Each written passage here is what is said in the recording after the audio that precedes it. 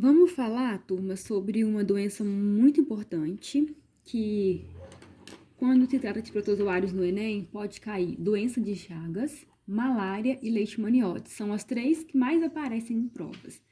Doença de Chagas, malária e leishmaniose. Vamos tratar aqui da doença de Chagas.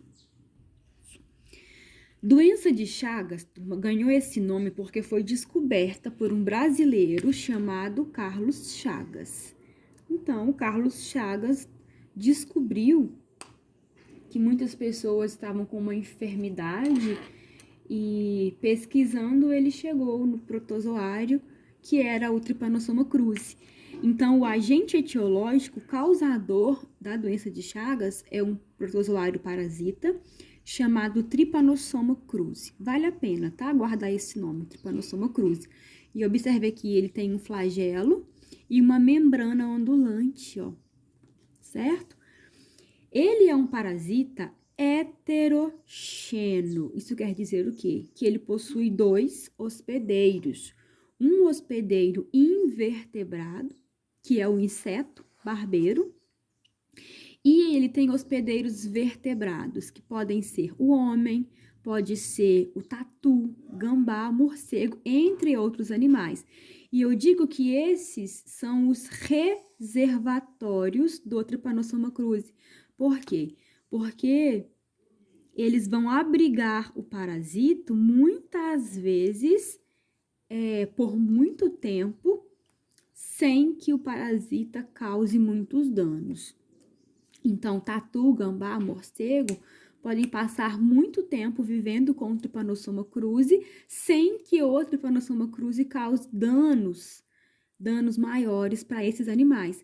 Então, eles são os reservatórios e também eles são os hospedeiros, certo? Bom, vamos falar um pouquinho sobre o vetor da doença de Chagas, né? Que é o barbeiro. O barbeiro, gente, a gente tem que ter em mente que ele é um animal artrópode, né? Da classe dos insetos. Ele é um inseto de hábitos noturnos, então ele sai para se alimentar à noite. Ele é hematófago, ou seja, ele se alimenta de sangue, assim como o Aedes também é hematófago.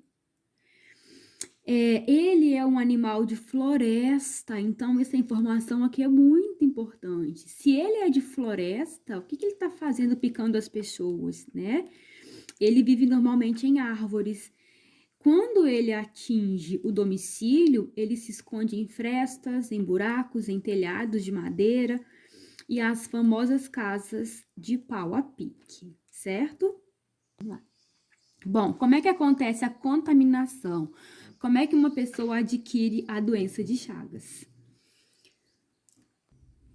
Bom, então o barbeiro é um inseto de hábitos noturnos, então observe aqui o meu esquema. À noite, a pessoa está dormindo tranquilamente, ela cobre o corpo inteiro, né, com um cobertor, geralmente fica só a cabeça pro lado de fora. O barbeiro, gente, ele é hematófago, então olha aqui um esqueminha, né, desse inseto, aparelho bucal é longo, parece uma agulha, né?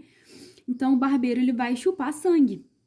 E por isso ele também é conhecido como chupança, barbeiro ou chupança. E ele pica na região da barba, olha, porque o rosto é que fica descoberto. Daí o nome barbeiro, ele pica geralmente na face. Chegou a noite, o barbeiro vai picar. E, gente, é muito importante entender que o Trypanosoma cruzi não vive na saliva do barbeiro, vive nas fezes, nas fezes. Então, esse barbeiro pica, em seguida ele defeca. Então, essa bolinha aqui é o cocô do barbeiro, são as fezes. É aqui no cocô que tá cheio de Trypanosoma cruzi. Só que ele é um inseto grande, né? Ele vai picar, a pessoa vai sentir um desconforto e aí a pessoa coça. Na hora em que a pessoa coça o rosto, ela vai espalhar as fezes para o local da picada. Então, os Trypanosomas cruzi que estão nas fezes vão alcançar o sangue através do buraco da picada do barbeiro. Mas os tripanossomas estão nas fezes do barbeiro, eles ficam no intestino, certo? E aí, uma vez que a pessoa coçou, espalhou as fezes, o parasito entra, cai direto na corrente sanguínea. Essa é a principal forma de contaminação. Escrevi aqui para vocês. O barbeiro pica e em seguida defeca. Os parasitos estão nas fezes do barbeiro. Ao coçar a face, os parasitos alcançam o local da picada e infectam. E eles vão cair direto no sangue. Pronto, a pessoa adquiriu a doença de Chagas dessa forma. Perceba que é uma doença de região rural, né? Muitas vezes uma doença de pessoas economicamente menos favorecidas. Acontece também da contaminação ocorrer por transfusão sanguínea. Se uma pessoa tem doença de Chagas, doar sangue para outra pessoa, o parásito vai junto, o Trypanosoma cruzi vai junto. Animais recém-abatidos, por exemplo, se você matou tatu, matou morcego e vai comer esses animais, você pode, ou se você tiver contato com esses animais machucados, você pode também pegar a doença de Chagas. E eu vou destacar aqui para vocês que aconteceu, inclusive,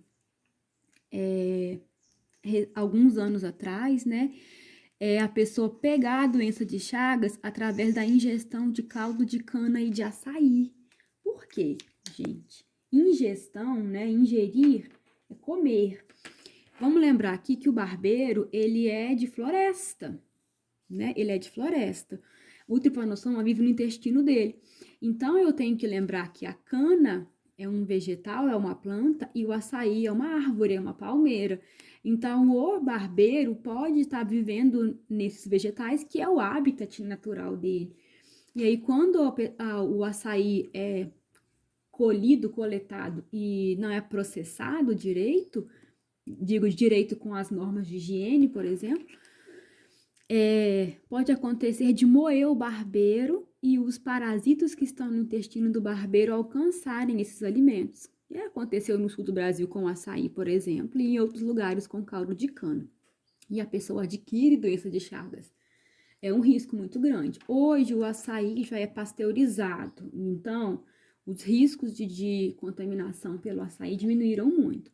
A cana ainda é duvidosa, né? Em beira de estrada vende muito caldo de cana. Aconselho não tomar. Bom, uma vez então que o parásito cai no sangue, gente, para onde que ele vai? Ele fica na circulação, mas ele tem preferência pelo coração, tá? Então, o Trypanosoma cruzi, ele faz ninhos no coração. Pode fazer também no intestino, no esôfago, mas o músculo do coração, o miocárdio, é uma região onde o Trypanosoma cruzi faz ninhos. A doença, ela tem duas fases. Uma fase aguda, que acontece um grande aumento de parasitos, né? Eles acabaram de entrar no organismo e eles vão se reproduzindo no coração e o organismo não dá conta de combatê-los, eles aumentam em grande quantidade. Eles ficam lá reproduzindo no coração. Depois de algumas semanas, geralmente a pessoa não morre na fase aguda. Aí a pessoa entra na fase crônica. A fase crônica da doença de Chagas é caracterizada por uma diminuição dos parasitos, porque o organismo começa a combater um pouco de Trypanosoma cruzi. Então há uma diminuição, mas não há uma erradicação. E aí a pessoa pode viver 10, 15 anos com a doença de Chagas e falecer mais para frente, né? Falecer alguns anos para frente. Mas é uma doença que não tem cura. Então, ó, quem tem doença de Chagas vai falecer provavelmente de doença de Chagas. Bem, a gente sabe que o Enem trabalha com contaminação, né? Essa parte aqui acima, e com profilaxia. Profilaxia, né? O que nós podemos fazer para não pegar a doença de Chagas? Turma, quando a doença não tem cura, né? Prevenção é a melhor solução. Primeira profilaxia, combate ao barbeiro. E aí eu quero chamar a atenção, tá? Combater é matar mesmo, por quê? Porque ele é o vetor da doença de Chagas. Evitar o desmatamento. E aí eu volto lá em cima, ó, que o barbeiro, ele é de floresta.